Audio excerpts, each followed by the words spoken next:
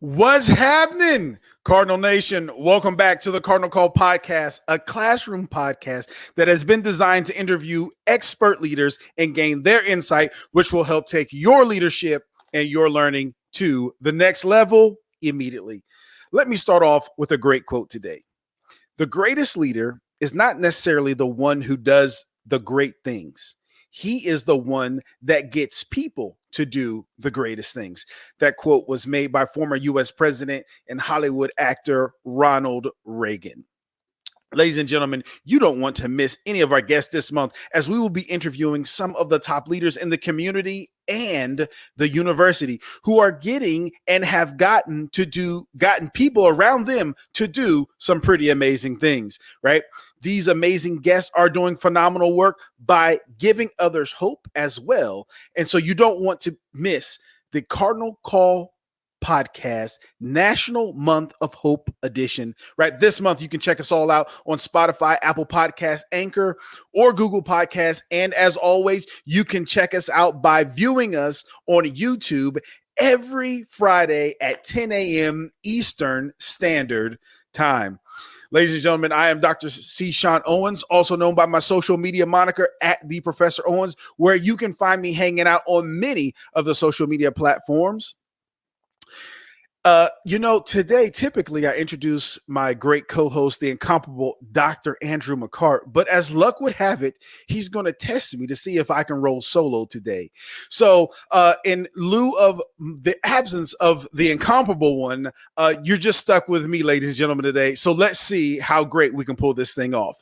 So let me first give a shout out to Wayne Shepard for watching us on YouTube. Wayne stated, "Thank you both. What a great idea. I look forward to the next one. What an amazing interview in person Dr. Downard is. I had many takeaways from what she had to share, especially the conclusion. Show up and do the work. I'm from Louisville, but have been in Los Angeles for 26 years now and am always talking up Louisville and its great people." Again, Wayne Shepard, thank you for leaving a comment on our YouTube channel. We greatly appreciate it. And for all of our other guests out there, listen, like, subscribe, download, leave a comment. We'll give you a shout out on the CardinOLL podcast as well. So, before we jump into today's classroom podcast with our very special guest, I want to let our listeners and viewers know that if you or someone you know is ready to learn to lead with compassion and expertise, you can save time and money by enrolling in U of L's Bachelor's in Organizational Leadership and Learning. This degree's unique prior learning assessment, also known as the PLA course, awards you tuition-free college credit for your work experience. That can equate to a savings of up to $23,000. Learn more about this value and the other amazing benefits of the BSOLL degree at uofl.me/BSOLL-podcast. Again, you can check that out at uofl.me/BSOLL-podcast. Now that we've got that tiny bit of information out of the way, yet it is critical because we want you to enroll in our program. Let me introduce today's special guest for the classroom. Ladies and gentlemen, you're in for a treat today. I'm telling you, you're going to love it. He is from the great state of Kentucky.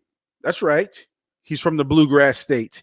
He is a CEO. That's right, ladies and gentlemen. We've got us another CEO here on the podcast. He's obtained 2 graduate degrees from the University of Louisville. So, Cardinal Nation, he's one of our own and he's in the fold. In addition, he has been a part of assisting in and the revitalization efforts on the west end of Louisville for almost 2 decades. And he is leading his organization like never before. So, ladies and gentlemen, students from all over the world, go get your pens, get your pencils, get your notepads, your memo boards, your iPhones, whatever it is you take notes with.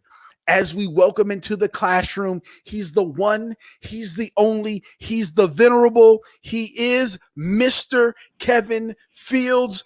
Mr. Fields, how you doing today? I'm doing great, Professor Owens, and all I can say is, wow, what an introduction. If I can live up to that, I'm doing okay. So, thank you so much. I'm honored to be with you. It is great that you found the time in your busy schedule. Again, we've alluded to the great work you're doing on the West End, and I know that takes a lot of time, a lot of effort, a lot of energy. So I just want to thank you for finding, the few minutes out of your busy day to even be on this podcast. Well, I'm proud to be on the podcast. I'm also proud to be a fellow University of Louisville alum. I'm proud of my heritage here. I did my Master of Urban Planning at U of L, amongst some other things there, and really enjoyed it and get a chance to, bring all of that learning to life and the work that we do here at Louisville Central Community Center. So honored to be a part of the class. I really want to learn more about the organizational leadership program. We do a lot of that work, and I'd love to network even further after today. We have to talk about that, but I'm honored to be with you this year. So thank you for Yes. having me. Thank you for having Yes. me. We will definitely network. We'll definitely partner. We are all about community partnerships. I'm all about getting involved and giving back to the community any way I possibly can. That's what we all do. That's what we want to do in this OLO program. It's got to be, we tell it right, it's got to be a relevant degree, right? And it doesn't make any sense for us to offer the PLA courses, to offer our students the ability to save up to $23,000. And then when you walk out the door, what good does a degree do for you? Hopefully we're working with our working adults. We like to say, if you have some college, no degree, this is the perfect program for you. Yeah, absolutely. And this thing that sometimes we take it for granted. This whole notion of leadership. It's such a pressing issue. It's a tremendous need in corporate America, in government, in community settings. Every walk, we need strong leaders. If I can just tell you just a little bit about my background, I started my career with a bachelor's degree in civil engineering, and I had vision back in those days of building and developing, and I always saw myself helping to build bridges and build highways around the country. And while I did some of that early in my career, I had this yearning to lead. And so I actually pivoted my focus from just the pure bricks and mortar design and development work that engineers are trained to do, and wanting to get more into the community aspects of development and deal with a lot of the people issues. So it was that path that I took to focus on administration and really wanting to lead organizations and lead groups, and still, taking pride in my technical upbringing, my technical background, and my foundation, but being able to influence policy and chart a new course and solve problems, fix things that are persistent problems. It takes leaders to do all of that, is my point. And I just think I'm so pleased to know that the University of Louisville has the program of organizational leadership just to help prepare future generations of leaders that the world needs so desperately. Yeah, I mean, we do pride ourselves in that. We consider ourselves to be the hub of all things when it comes to leadership, and hopefully, as well as in the community, but like you said, in government and all types of various industries that we have out there, which is why, this is kind of the reason behind the podcast, to really show our students that, leaders are needed everywhere. Every assignment is necessary. We do our best not to just give you something just because we have nothing better to do. If we give you an assignment, it's because that's what we're hearing from people like, Mr. Kevin Fields, or, Dr. Neely Benapudi, or who was the other CEO we had on? Miss Yvonne Smith at One West. So, these Our are saying good that. friend. Yes, we're Yeah, saying both that. her Listen, and yeah. Yeah, we're saying that. Hey, we're listening to what people are saying, and we even had a Cleo Battle, Mr. Cleo Battle, who's new, well, soon to be the new CEO for Louisville Tourism, saying, "Hey, what are the skill sets you're asking? You know, when people give you resumes, what are you looking for? If they can help your organizations or volunteer or whatever the case may be." And we're taking that feedback and putting it into the classroom. So you know, when our students leave with an OLL degree from the University of Louisville, it is not just a piece of paper. We have done the work and done the research to say this is what's going to happen. And if you don't understand it, you better ask your questions now, because when Mr. Fields is your boss, I don't know if if he's going to be as generous and to answer that question, because he's going to be expecting you to come in to know this information. Well, and absolutely, and that's a part of leadership is always being put to the test, you know, and you got to be able to measure up. And one of the things I'd love to do is work with young people as well, and maybe we can get some of the students of the OLL program here to do some work, maybe some practicum internship type work, because you know, my style of working with my team here at Louisville Central Community Center is to empower and to give responsibility.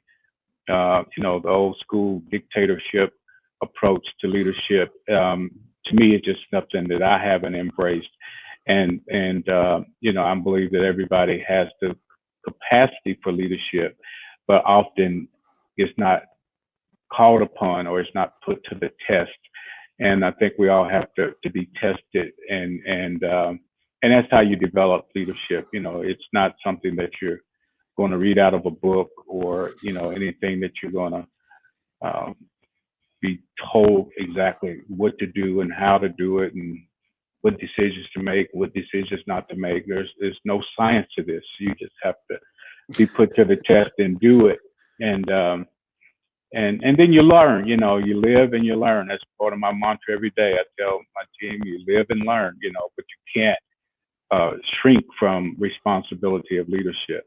In fact, within our organization, leadership is such a important thing. It represents our value statement. Our corporate value statement is leadership. We value leadership, and we put an acrostic together around it. I won't get into the details of that, but you can check it out on lcccnews.org. The fact that this organization takes pride in its leadership, and we don't talk about leadership in, you know, it's not a noun, it's not a title, it's action. Right. It's you have to demonstrate leadership, and when you value leadership, you come to expect it, no matter where you go, and so that's how we walk. That's how we walk. Yes, I mean, I agree with that. I love how you said that. You know, what you value, you expect. When you value something, you kind of, it becomes your expectation. It becomes part of what you do on a day-to-day basis. You're expecting people when you come to work. You're gonna be put in situations where you're gonna have to lead. And like you said, because with your style of empowerment, you know, you're not always going to hand walk them through everything. Like you said, you're going to have to go do it and see if this really works. And if it doesn't, report back to me and let me know where we went wrong, so we can make the adjustment moving forward. Absolutely, absolutely. And you know, we believe in also being a good example, you know, of leadership. And I say that not just as the CEO of my corporation, but as an institution, Louisville Central Community Center. We lead by example, and because of our leadership, we can look at our neighborhood. Let me please tell you a little bit about what goes on in our neck of the woods, if you will, in West Louisville. We're in the Russell neighborhood, and it's a funny story I can tell you that I did my graduate studies at the University of Louisville in the 90s, and at the time I was working in the Russell neighborhood with the Housing Authority, and I got introduced to Sam Watkins Jr., who was the CEO, my predecessor, in fact, of this organization. I met him as a grad student who was assigned to work with him in a practicum and I did some work, and I kind of learned more about the organization. Not that I didn't know about it, because I grew up in this neighborhood, so I've been around this organization, but I had never worked from the inside of it. And so coming to learn from Sam and learn what the organization was doing.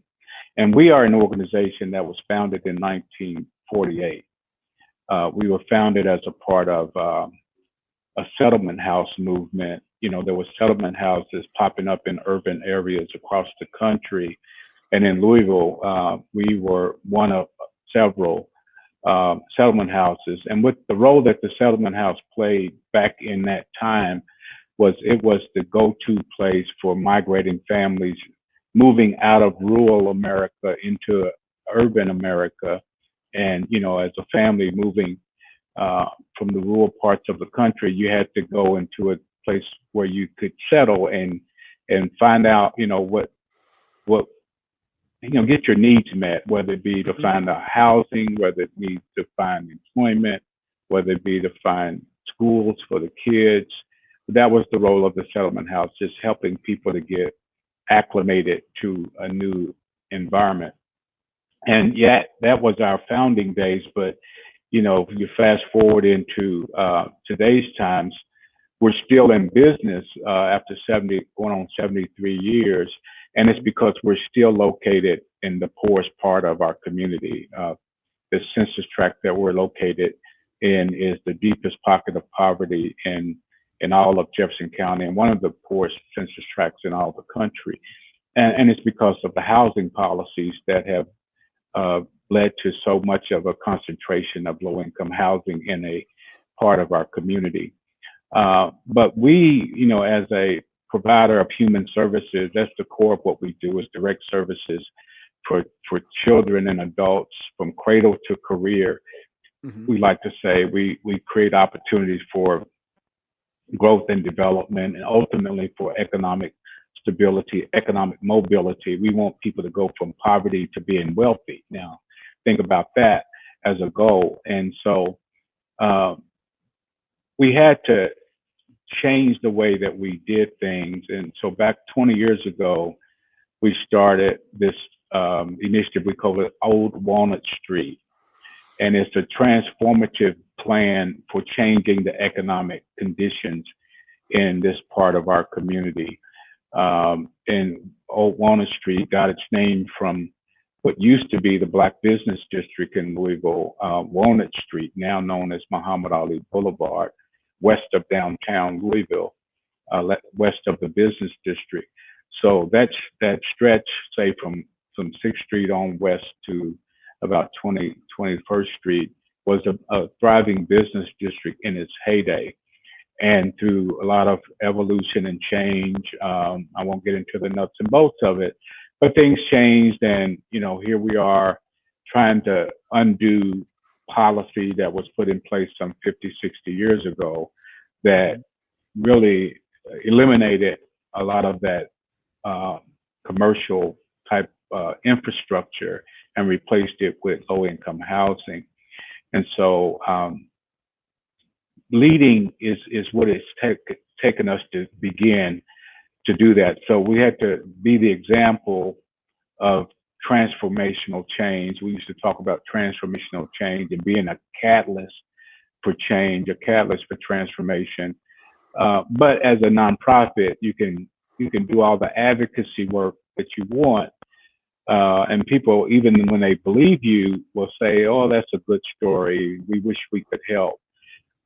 But we learned early on that we had to lead by example. So being able to amass capital to create a campus here that represents 110,000 square feet of mixed development aimed at mostly services and commercialization of this area, re-commercialization, ultimately economic revitalization of this neighborhood. I'm proud to say that we were one of the first organizations that took on that responsibility. But because we did, we were able to turn around to our friends and our colleagues and some folk that were in power, including our city government, our local housing authority, those that were overseeing a lot of the public policy in the neighborhood, and say that we believe that now that we've demonstrated our capacity to change, and we're a small organization, Hmm. we're lucky to have a $2 million annual budget, but we're not anyways near a large corporation that can do things because of the economic wherewithal that they may have. So we challenged others to think like us and to begin to make the kinds of investments in this poor neighborhood. So, you think about the thing we started in 2020, here we are 20, I'm not in 2020, we started in 2000, the year 2000, and here we are in the year 2021, 21 years later.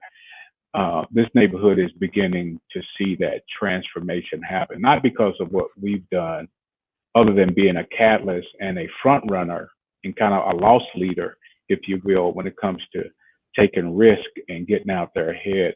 But now there's literally hundreds of millions of dollars of investment coming into this neighborhood, and the landscape of this neighborhood and the built environment is being transformed as a result of that work.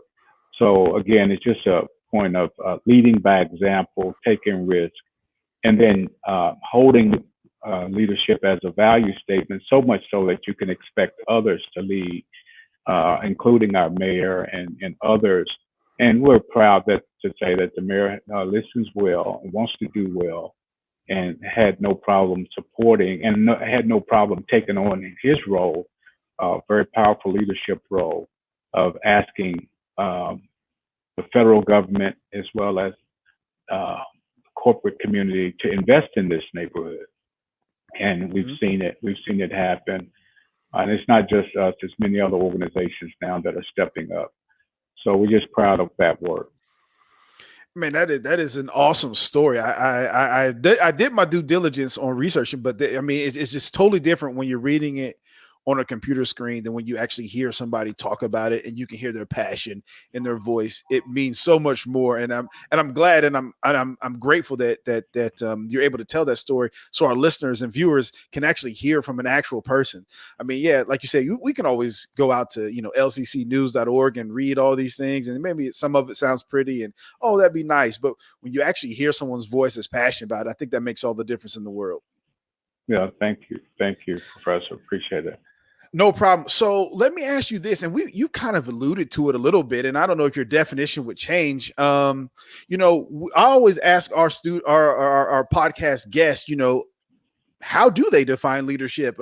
You alluded to a little bit about taking risks, leading by example, making it part of your value statement, making it part of your values. But if you could have your own definition of leadership, what would it be?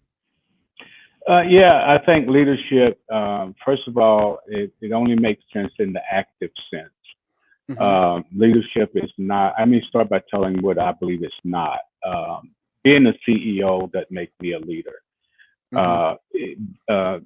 Being a leader helped me to become a CEO. I don't want to get it backwards, but it's not the title. Mm-hmm. It's not the title. It's the active sense of leading, and that means well, I mentioned the acrostic LEAD, and I'll give you just snippets of it. The L we say is leading with vision. Leading with vision. That's one thing leadership is. You have to be able to see your way through situations. Mm-hmm. Being able to forecast in your mind's eye what the proper direction, the proper solution is for any scenario that you're charged with being responsible for. And it should come, like second nature. You can't experience a problem, then go study how to solve that problem. You have to instinctively see in your mind's eye what it takes to address it. And sometimes that means just stepping up. You may not have a clear path to a solution, but you do know you can't sit still. Right. You know that's not an option. So you got to step up and take on and say, I'm going to be the leader here, and tell yourself, affirm to yourself that I'm going to solve this problem, and having a strong belief system. So I think part of leadership is just the whole self-efficacy of being able to take on responsibility, internalize it, visualize it, and move towards solution as quickly as possible. And along the way, as you move, I love the quote that you opened up with. You don't have to be the one that's fixing all the problems, but seeing the solution means you need to see who's best at fixing this. I Right. may not have all the talent that it needs to solve the problem. I'm glad I have a team of people who I can say you're great.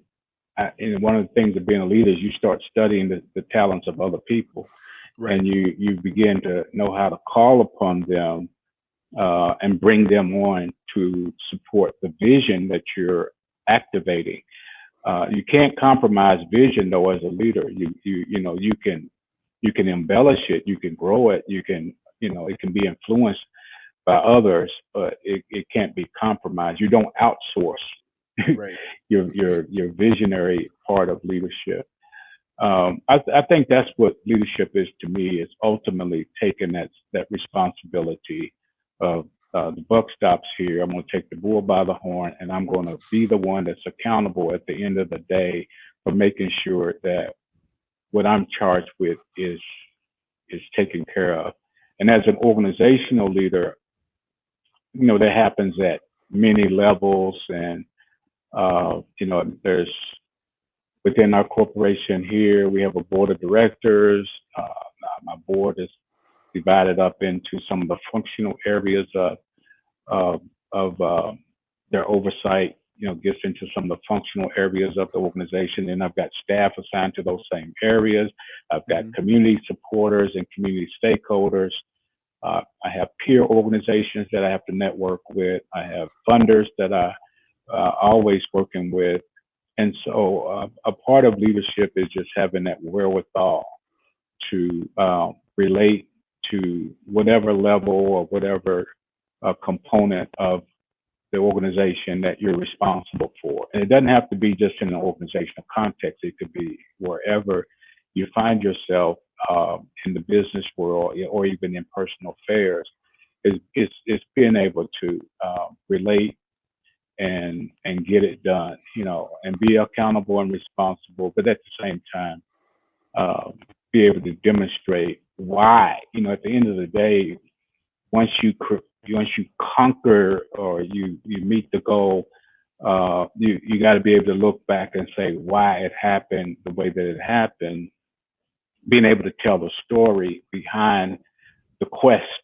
Because as leaders, we're always looking to conquer something, Right. and overcome something or solve something.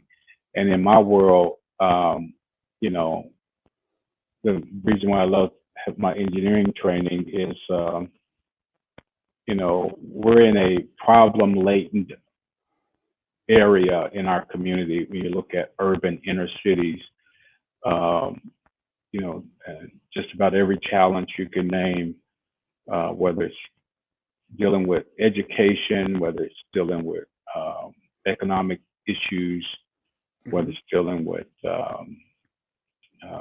some of the things that gets the attention of news reporters. You can't turn on the news without hearing about some kind of a problem in the urban part of our community. We tend to get overrepresented in media, Right. uh, but I just say that because that's a part of what makes me tick is being able to understand that these problems that we face are all problems that have solutions, and that we have to organize ourselves around those viable solutions that are sustainable and that are can be done in a cost effective way, and that we can feel good about at the end of it all. I completely agree. I completely agree. So let me ask you this. You know, leadership is clearly, critical in your position, critical in what you do. Even in the organization, right? You have the lead acronym. But who are some of the people that you have kind of, molded your leadership style after, or that kind of make leadership relevant, you know, in what you do on a daily basis? Well, I've had a great career track. I started out in engineering, primarily the bricks and mortar side of it. My first career stint was working in a municipal engineering, construction, design, worked for the airport authority, and did a lot of construction planning back in those days in the 80s and 90s. We were building new airports here in Louisville and got a chance to really work with some top flight design people, from engineers to architects, and worked in just about every discipline of municipal construction that you could name. And so I just really honed my technical background around those experiences. Um, the gentleman who hired me at the airport, his name was Julius Calloway. He was African American male. He was head of HR for the airport, and I instantly admired him because he was one of those Tuskegee Airmen graduates. And when I met Mr. Calloway, he was in his senior. He was, I was right out of college, and he was probably in his 60s or 70s back then. But he was just one of those people that you just had to learn from, and just so I would talk to him and just pick his brain and try to pick up as many tips. And what I learned from him is, no matter how good you think you are, guess what? There's other people that's gonna not feel the same way. So it's important for you to stay true to who you are and do what you can do, and not let what anybody else tell you anything otherwise. And I took that forward. I've been blessed to have a lot of African American male mentorship. Mm-hmm. Um, I worked for 14 years at the Housing Authority after I left the airport, and a gentleman by the name of Will C was my mentor there. He was the guy who hired me, and we talked every day. And I learned my chops around human resource management and dealing with conflict in the workplace, and then being able to resolve those kinds of challenges around personnel management. And I left there and I went to work for the Urban League, and I got a chance to work for 11 years with Ben Richmond, the uh, predecessor of Sadiqa Reynolds there, and you know, learned the art of fundraising and dealing with the corporate community. Because prior to that, my background was in government, mostly in government. So I learned a lot of that private sector fundraising and working with Ben and doing a lot of networking there. And then I had, along the way, Sam Watkins became a friend and mentor. I was on his board in the 90s, and I watched him as a board member, how he led the organization. And I was pleased when he contemplated his retirement that he reached out to me and asked me to consider coming here to be a part of his succession.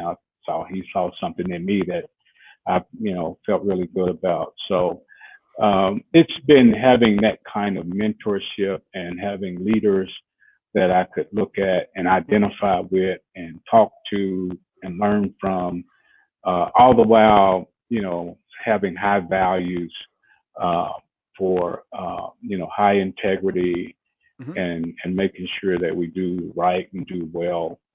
And I've kind of molded myself along the way in along those, those pursuits. Man, it seems so. One thing we when we talked to in March was National. I think we were sharing with you. We did National Women's Month, and we talked to a lot of females or women who are holding CEO and these high ranking positions. And one thing I learned about them was they all had the same belief. Now, obviously, we didn't script anything with them, but the one interwoven thing about them, and I kind of picked this up from you too, it was all interdisciplinary. It was kind of like you said, it was, yeah, I know I may be the chief pediatric surgeon, but I look to human resources, I look to other leaders in the community to pull, I look to, even some of them say, when I was raised on the farm, you know what I mean? That pulled into, just don't take my position today and think that I'm not pulling from all these other industries, all these other organizations, all these other experiences, that I had to get in the seat that I'm in today. And I hear that same thing from you, Mr. Fields. It's like, yeah, it was the architect, it was the airport, it was HR, it was it was fundraising, all these things played a key role. It wasn't you just woke up and like, yep, I'm the CEO today, everybody listen to me. It was, I had to learn all these things along the way, not even knowing, right? I'm guessing when you got your degree and you're working in the government, you probably weren't, you were maybe thought one day I'll be a CEO, and maybe that was your ambition, maybe it wasn't, but it was like you didn't know that all those jobs, all those careers, all those people, all those networks were kind of like laying the groundwork to get you right where you are today.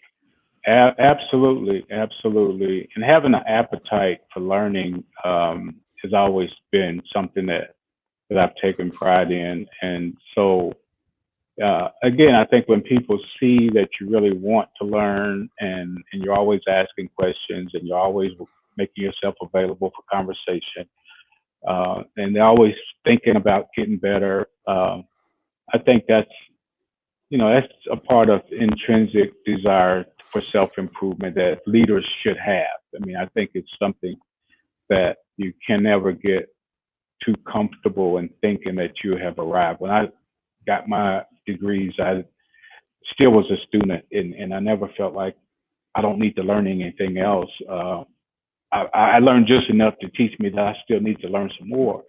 And so, and especially when you get into applying that knowledge, when you get into the applied side of education, where you day in and day out, you're applying the lessons of education, you learn that there's always a better way, and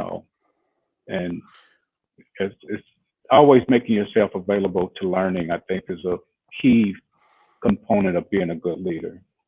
Because you young people behind us, the generations behind us, are advanced compared to where I was at their age in terms of the information and knowledge they have access to. And of course, you can never say too much about the years when you're young and energetic and ready to go, and you got all this knowledge. So you want to always be learning from the young people. Is the point. And a part of leading is learning and learning who to empower and how to empower others as well.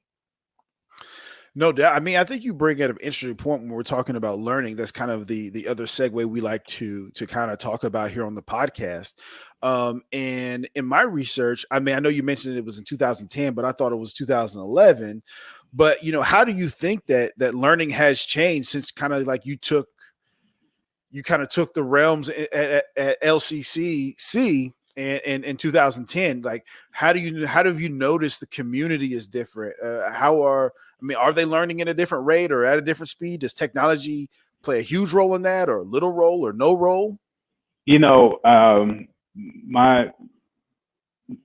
guess the span of my life and the span of my career has spanned from kind of comes to information management. When I came in, even though I learned computers and I had 2 degrees before internet was completed.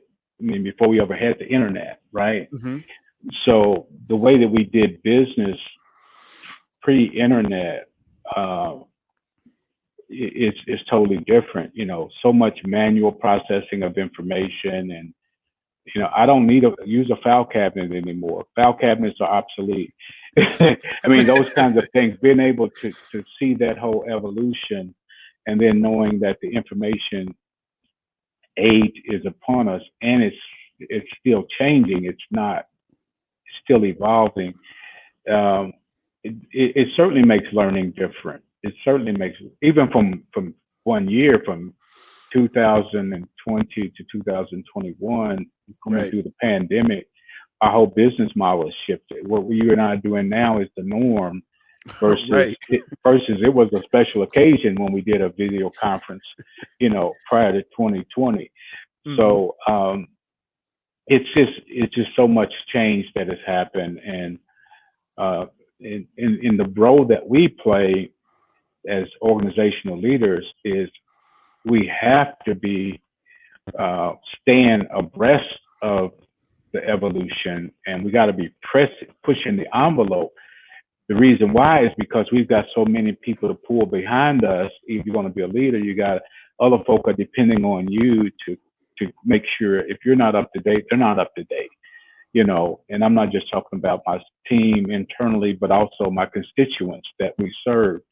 We're part of creating opportunity for folks, and so it just behooves us to stay out front and to always be learning and to stay engaged with technology as it continues to evolve.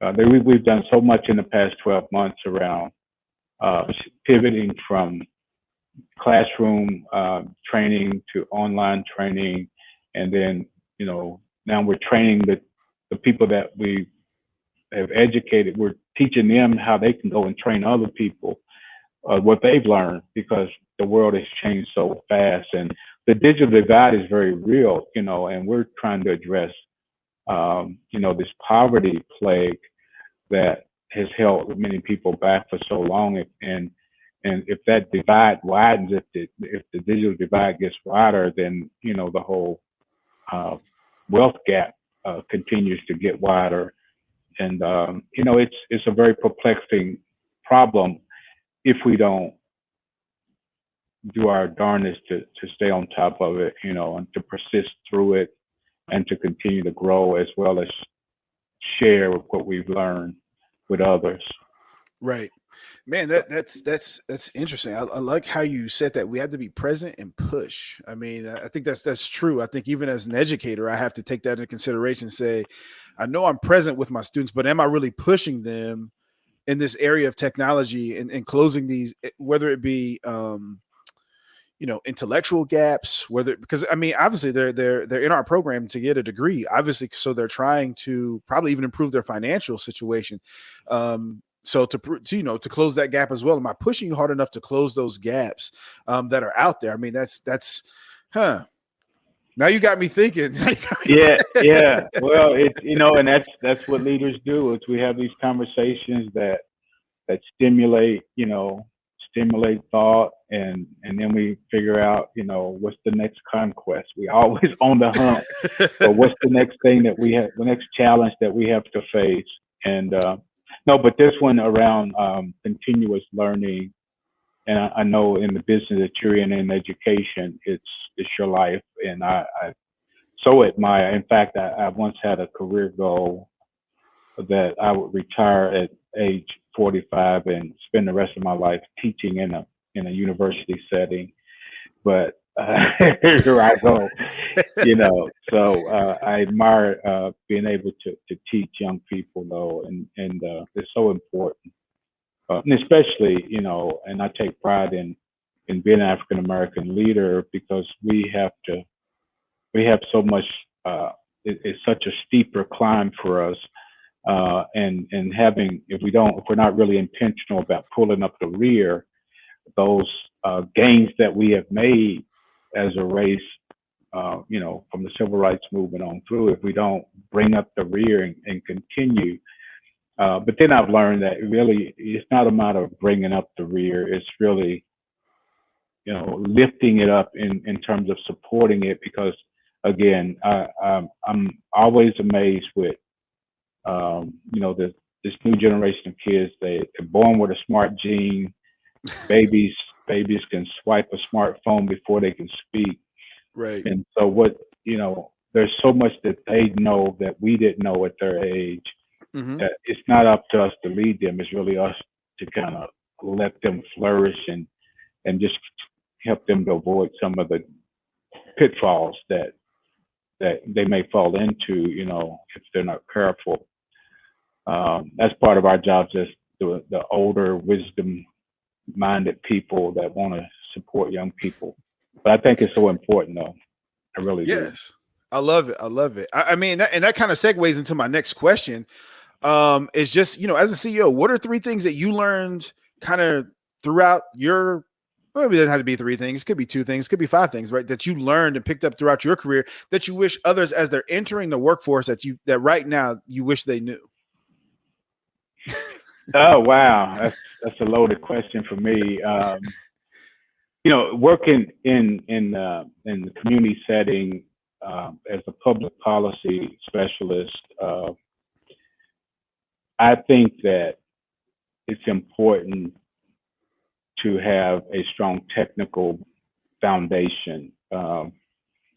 And I work a lot with a lot of politicians, and I love my friends. And but when it comes to, well, they have so many opportunities to solve problems, Mm-hmm. and when you come from the scientific school of thought, where problems can be solved if you follow a methodology and you really formulate strategy to create problems, and you have to be intentional, and you have to test your thinking before you act on it, and you do things. I would love to have more of a foundation around uh, technology and science and mathematics. I really think it's important that leaders should have those foundational skills. And I have to say this, and I hope you don't take it personal, but and I'm not aiming this at you personally directly, but I just say that because you're the only person that I'm talking to right now. Mm-hmm. So anybody else that hears this later, don't take it personal. But I frown upon the idea of, uh, you hear people say, you've never said this though, but you hear some people say that I don't like mathematics, or I'm not good at math, or, Right. well, you understand it's not something that you are supposed to like. It's a Mm. skill that you need to master because it's all a part of human development. And if you really do the exercise, and that's why math books are all set up the same. They give you examples and then they give you exercises. And if you do the exercises, it's a part of developing skills and talents that stay with you and help you to really think analytically and critically, and be able to formulate solutions. And I really, celebrate that as a part of my educational foundation. Is I never was shy about taking on the advanced math courses and trying to do those things that would help. I always felt like I was strengthening my ability by, even the harder the subject was, let's do it, because if I can deal with it long enough, I'm going to figure it out eventually. And that's the whole Right. test, is will you spend enough time with it so that you get it. And versus people who have that mindset that I don't like it, they're not going to spend enough time with it to ever get to the point of mastering it. So that's why I say I frown upon it. But that's one of the things, is having a stronger technical, mathematical foundation in leaders. And we would have so many of when you can get to become president of the United States and can't do advanced calculus, I'm saying that's a problem. That's a problem, Yes. and being a leader shouldn't be just left to politics. I mean, Right. shouldn't be just left to politics. You have to have skills and talents, and being able to do things. So I guess that's my soapbox. And now the other things, I think, relationships are so important, and Mm-hmm. making sure that you have healthy, positive relationships, and that's peers, subordinates, um, superiors. Value our relationships the same way. You don't treat a person because they wear a certain title better than you would treat someone who is up and coming. Everybody, to be a genuine leader, you really need to treat all people well. I ain't gonna say treat them all the same, because you can treat all people bad, and that's the same. Treat all people extremely well, no matter what walk they come at you from, um, and because you want to give them something to value in the experience of you being Right. present, Mm-hmm. and you want to garner that. So, and I take pride in treating all people, trying to at least, well. And I tell my son all the time, I say, yeah, people may talk bad about you, but you never want to give them any reason to have truth behind it. You Right. know, if they talk bad about you, it's something they made up. As long as you don't give them anything that would warrant that. And so doing that right, relationships, human relationships are so important. And then I think just the concern um, for those who need help, Mhm. just having the passion to help other people if you can help them. So those would be my three things. That's nice. That's nice. What I would like, some of our listeners to know and to hear, what are some of the top initiatives coming up, or what, we're kind of headed into a new season, right? We're headed Yeah, into approaching in the summer. A lot of things going on. Things are opening up. It seems to be like the COVID numbers seem to be, I don't know if they're dropping, maybe just under control with the vaccine. So what can people be on the lookout that's happening on the West End, or just anything that LCCC is out here doing? absolutely. Well, thank you, Professor, for bringing that up because as we get closer and closer to a post-COVID era, we can't wait to get people reconnected to us here at 1300 West Muhammad Ali Boulevard, a place that we call Old Walnut Street. Old Walnut Street is a mixed development. And we have a business plaza here.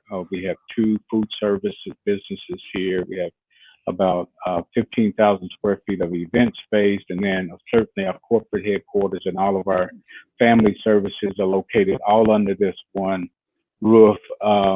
So being able to reopen, which we've had the doors open, but we've still been sparse in terms of engagement because of COVID restrictions. Mhm. But that now that we're getting some relief from all of that, the doors are open, our businesses are here. The 20,000 square foot business plaza has a great group of tenants here. Where we have a 20,000 square foot, it has 13 suites in it, and it's 85% leased out. So we have business, predominantly black-owned businesses here. We are the home for Louisville Extreme Football. We have True Hearts Media, Binox Research, which does gun safety training here. I've got two realtors, got a couple of construction companies located here. And so we're, part of our vision for economic transformation is coming to life. It has come to life because we're bringing businesses back to this neighborhood that had, left. We also have plans to build a community theater here, the Grand Lyric Theater, which will be a 350 square feet, state of the art theater, and it'll house some great production work coming from community groups, including our own Kids Art Academy. We have Mhm. Kids Art Academy that produces Broadway quality theater. And since COVID, we've learned how to produce films. So I used to say Broadway quality. Now I'm saying we do Hollywood level work here, putting our kids on the big screen. Right. And these are all community kids that are coming in and learning the arts and being able to show their gifts in theater. And so the Grand Lyric is something that prayerfully we will get done in 2021, and hopefully before the end of this year, be able to do a big grand opening of that, if that is happening here. Along the way, though, we're going to have entertainment here, so stay tuned for some of the various entertainment productions coming out of Old Walnut Street. The vision and the tag behind Old Walnut Street is to be a global hub for commerce and culture, Mm. uh, right here in the heart of the Russell neighborhood in West Louisville. So we're really excited about those things that are developing here. We have some great partnership initiatives as well happening with the University of Louisville. I'm working with my dear friend, Dr. Sharon Carrick, and we've launched a training program. We call it Skill Up, Change Up, Badge Up, and we're delivering technology skills to our community, our constituents. We're right in the midst of a 14-week course that is, I think, in week 10, maybe week 11 right now. So a great cohort of individuals learning data analytics and ready to put their learnings to the test by showcasing. We're going to do, I think the next couple of weeks, we're doing some show and tell in terms of those students have taken on projects, and they're going to be showcasing their projects to the community coming up real soon. So a lot going on here, a lot of good work happening. But yet we know that there's a lot more to be done. We've still got a lot of work ahead of us, and that's why we're here, and that's why we persist at doing what we do. Yes, it sounds amazing. But I would be remiss, Mr. Fields, if I let you get out of here without doing what we always do to all of our guests. We run them through what we call our rapid fire, and then we have a fun question. Okay. So a rapid fire is this. I'm just going to rattle off 5 questions. The first thing that comes to your mind, go ahead and let us know. You don't have to put a lot of thought into it. Doesn't even have to be a long explanation. First question, rapid fire. Here we go. If you could pick one word that would describe your life so far, what would it be and why? Wow. It's been a life of opportunity. Okay. Opportunity. Okay, I go with that. I think you explained all that.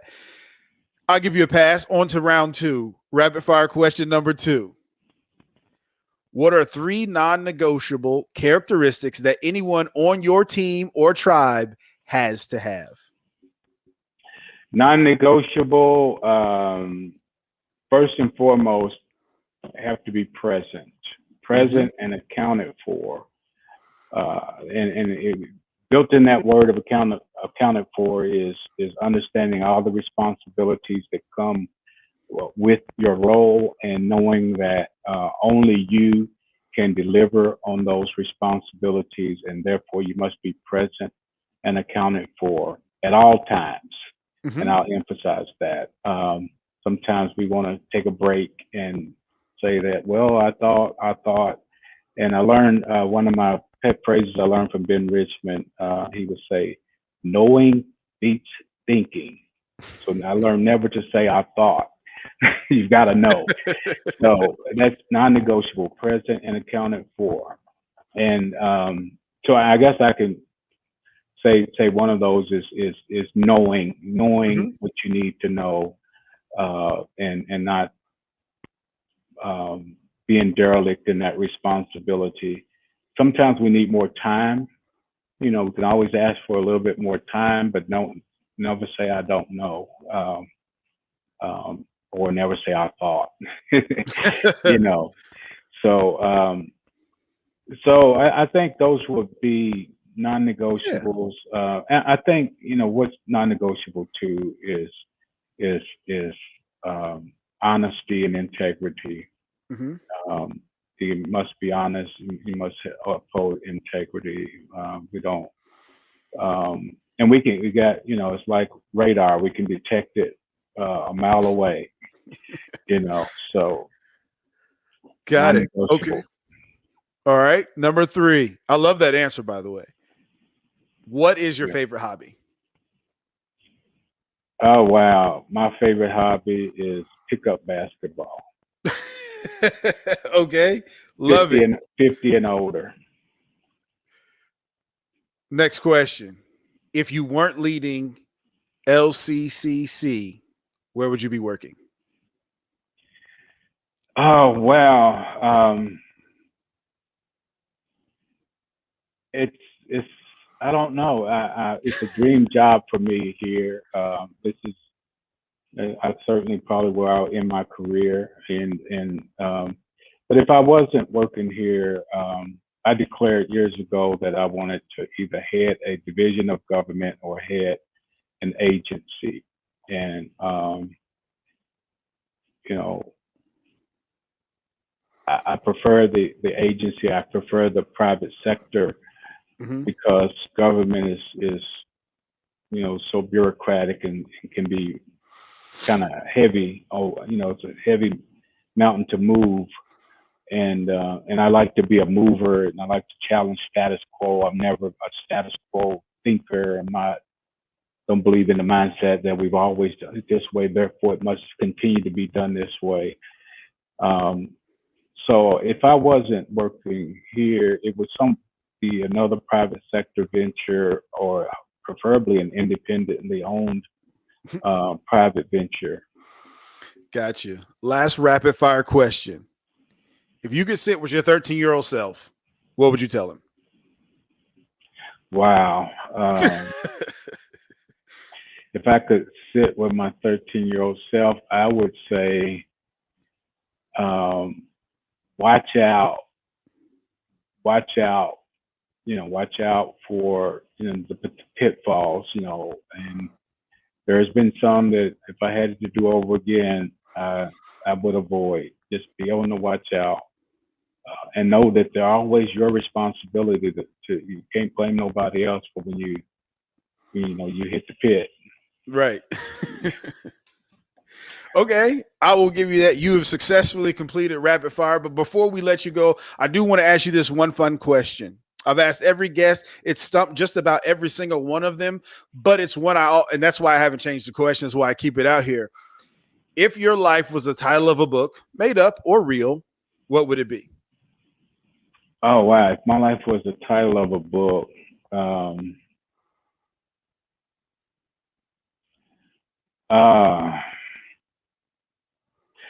words that often I rely on, spoke about it earlier, is opportunity. Mm-hmm. Coming from the background that I came from, it was all about being able to recognize doors of opportunity and being able to walk through those doors and being blessed to have that opportunity to do that. But I would say the name of the book would be Opportunity with the Right Answers in Mind. And nice. So it's I'm always looking for answers, the right answers. I like that. Listen, if that was a book, I'd buy it, right? I would buy it. I'd read it. Just off the title alone, it already has my curiosity and my wheels already going. Well, Mr. Right. Fields, before we get out of here today, I've had enough of your time. I'm just a little bit over an hour of your time today. If you had a message for people in 2021, what would it be? If you could stand on the mountaintops and scream your message, what would it be? And what do you want people to know? Well, first of all, let me just say thank you. This has been a great hour with you, Professor Sean. I appreciate this, and don't take it for granted. It's been a joy. Coming off of the last few years, it's not for me. 2020 wasn't. 2020 was what it was for the world, but for us as an organization, we were dealing with challenges long before that. And I think what I would say is, and this is purely coming from the African American experience perspective. I'm matured in my years as a professional, and I'll often say I'm a product of the civil rights movement.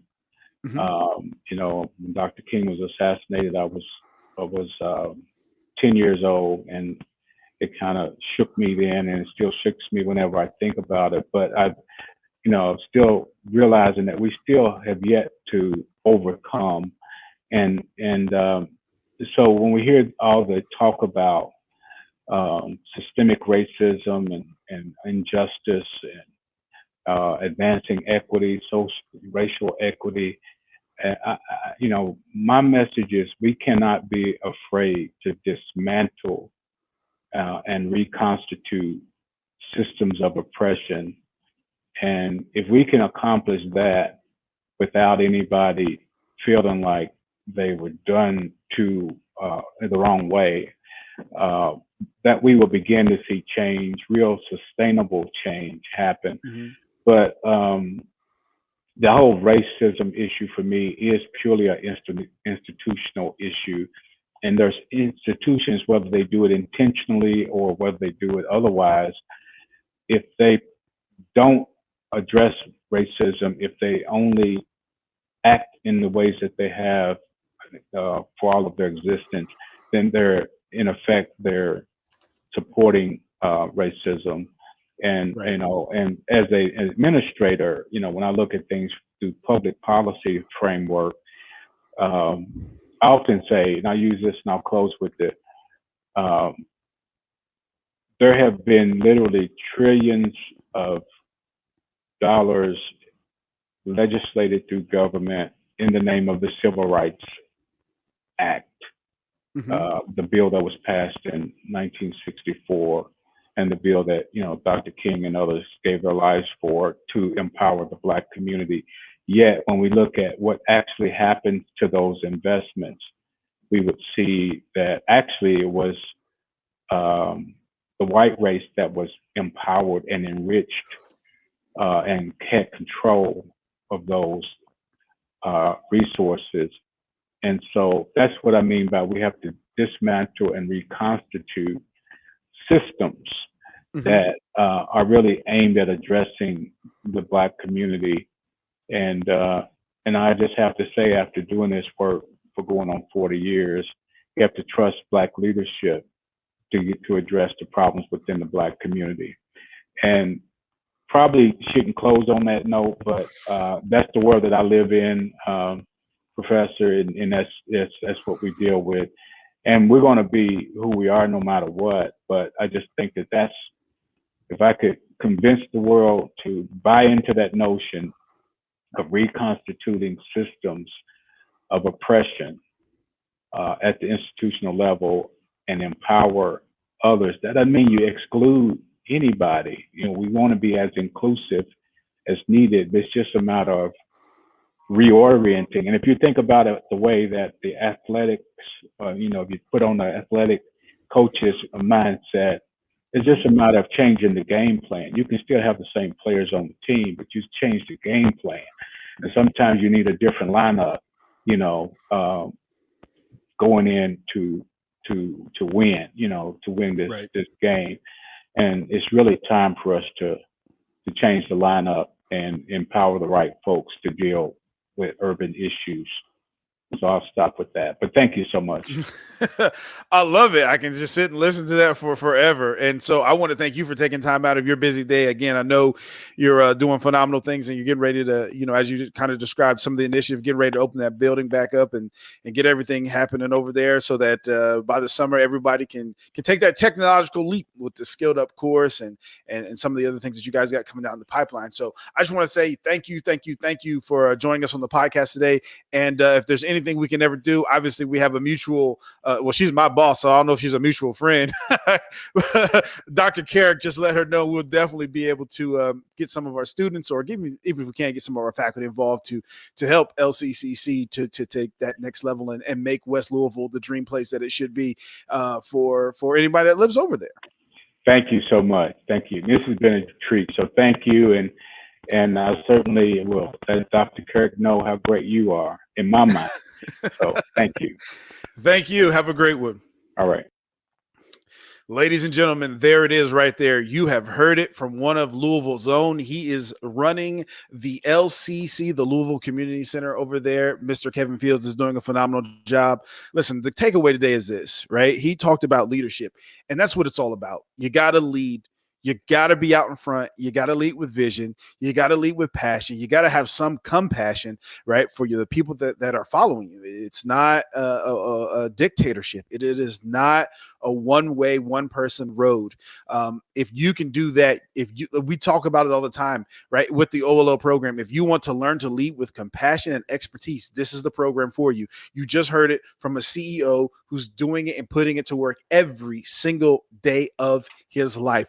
So, ladies and gentlemen, thank you for joining us today. You can check out this podcast as well as any of our other podcasts at uofl.me/leadership-pod. Again, that's uofl.me/leadership-pod. We also hope one day, as we begin to open campus, to get you in the classroom so that you can take advantage of either of our bachelor's, master's, or certificate programs. Right now, obviously, we're offering them virtually, but if we offer them in the classroom, we want you there as well. Get that degree so that you can get ahead. We have online bachelor's, master's, and certificate programs.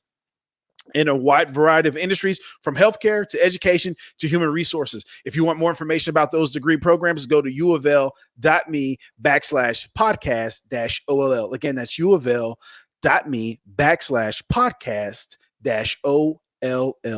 So, ladies and gentlemen, as we say around here, you can count the number of seeds in an apple, but you can't count the number of apples in a seed. When you teach, you never know how many lives you will influence. So, Cardinal Nation, keep leading, keep learning, and keep influencing. We hope to see you soon. But until then, don't forget to like, subscribe, and download so that you can be updated when new podcasts or any information connected to the OLL program is being released. Again, take care. And as I always say, stay safe.